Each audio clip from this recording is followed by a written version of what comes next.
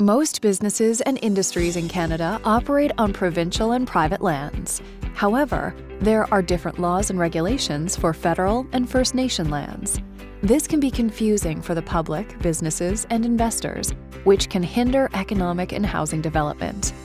To address this issue, the federal government introduced a law called the First Nations Commercial and Industrial Development Act, FNCIDA. FNCIDA empowers First Nations to have more control over their economic development by requesting that provincial regulations apply to their lands. It opens up opportunities for First Nations to create economic and social development projects in a way that follows their traditions while generating prosperity and creating jobs for their people. What does this mean for the Squamish Nation? The nation is constructing 3 affordable housing development projects on reserve, managed by Housing.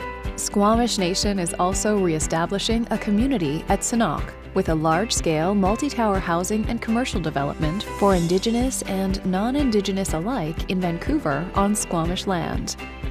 By using FNCIDA to apply British Columbia's Residential Tenancy Act, the nation can create one system for residential tenancy rules that applies to select housing developments on Squamish reserve lands as well as Sinok.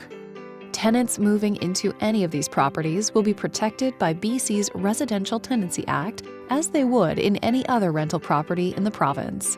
This includes important protections for renters such as maximum allowable rent increases, a defined dispute resolution process informed by Squamish culture, maintenance of properties, and protection against unfair evictions. Adopting FNCIDA legislation helps the Squamish Nation to meet its housing objectives, raise standards in the community, and successfully manage development projects.